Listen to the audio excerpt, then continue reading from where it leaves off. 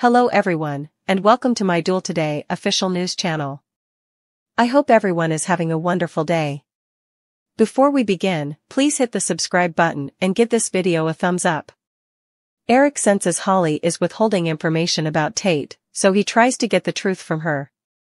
Updates and teasers for Days of Our Lives hint at Eric Brady senses that Holly Jonas is withholding information, so he tries to get the truth from her. Eric believes that she is misrepresenting her knowledge of Tate Black and the true events.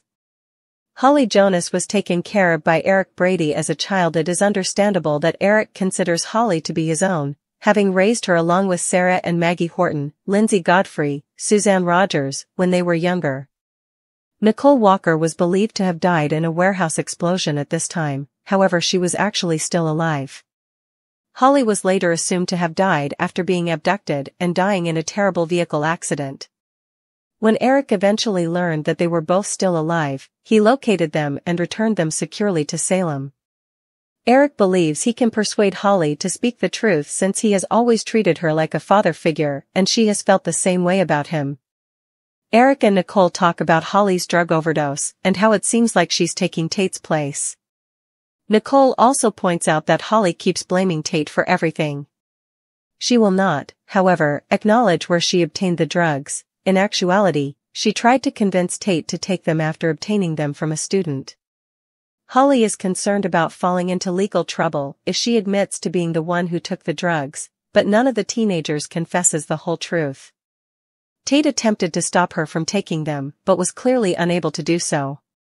He then accepted responsibility for her actions and continued to put himself in more danger.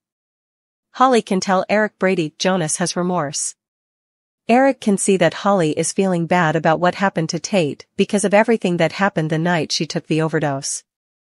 Even though she allowed her to enter, he has already gotten himself into additional trouble by climbing up to her bedroom window and breaking out of the halfway home.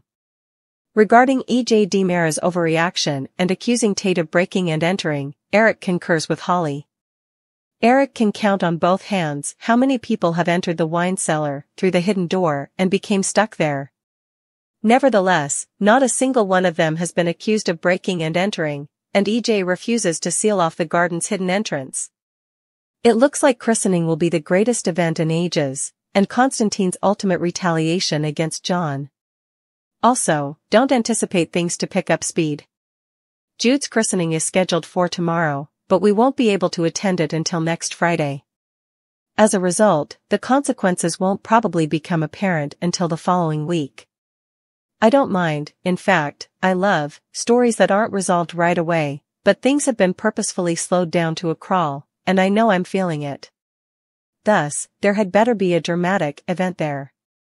Perhaps a couple of things. According to spoilers for next week, Holly might eventually acknowledge that she took the pills on her own and that Jude's true identity will finally be revealed. It should, at the very least, offer us a significant event that feels like it hasn't come around in a long time and bring us back to some good cliffhangers. Don't worry, I've got plenty to say about that below. And I really hope it's going to be enjoyable, based on Nicole and Sloane's run-in on Friday before it. Both of them are completely, beautifully, and blindly unsuited for one another.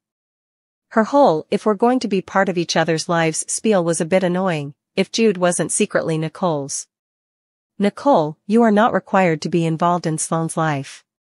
It's not required for ex-spouses to stay in touch with one another, even if they have a history of cheating and their current partners find it uncomfortable. Nicole and Eric don't need to justify their continued flirtation, Holly notwithstanding. And no, I'm not absolving Eric of his responsibilities here either. And Sloane? I searched far and wide for pardon for your abduction of my son. In actuality, though, I haven't located it. I doubt that I will ever do so. When she said that, I nearly choked on my coffee. The forecast. See, I enjoyed Stefan and Chad's conversation, the good DiMera. It was endearing, considerate. I hold the writers accountable for downplaying Stefan's assault of Abigail/Gabby, and I could understand how Stefan may feel constrained by his decisions. As he gets ready to deal with the fallout from his actions, he would like to make apologies with the one sister who hasn't completely attempted to stab him in the back. And I liked that despite his melancholy demeanor, Stefan seemed to be beginning to remember some of his father's teachings. Instead of just responding to threats and stoking his own avarice, he's picking up the game of chess once more.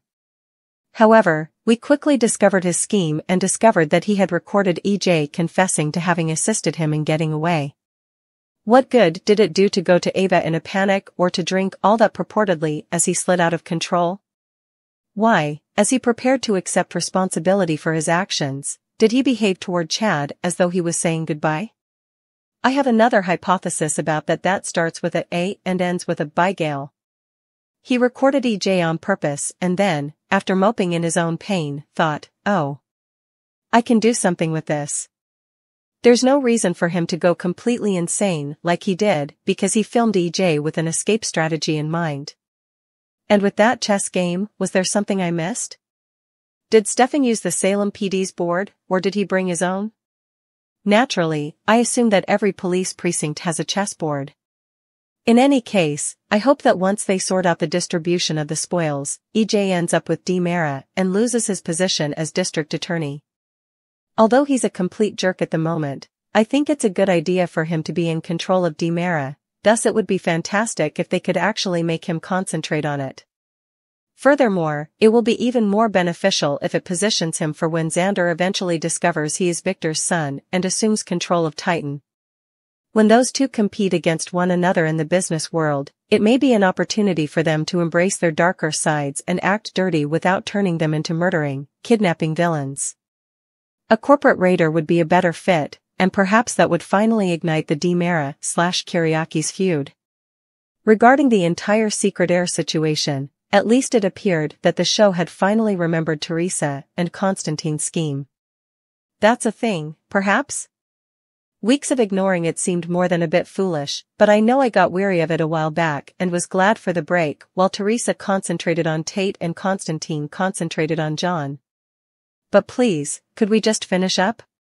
There's little use in continuing this if they won't even depict Alex as the heir, as the Titans' leader, or as involved in any type of battle with Xander. After John overheard Steve and Marlena conversing, last week's version of a cliffhanger ended, and on Monday, it kind of fizzled out. Yes, John did snarl at Steve a little, but there was a better chance we might have gotten the two into a brawl or yelling match. John acted more like a dog that had been kicked and wanted to confess to doing anything while under the influence of brainwashing. I understand that it's one thing to know, at best, that he committed sins in a previous life that he can't recall, but it's quite another to learn that he caused the death of an innocent person. However, how many of us think he killed Katharina? Though, in my opinion, they should have allowed it to happen. I firmly doubt that it did.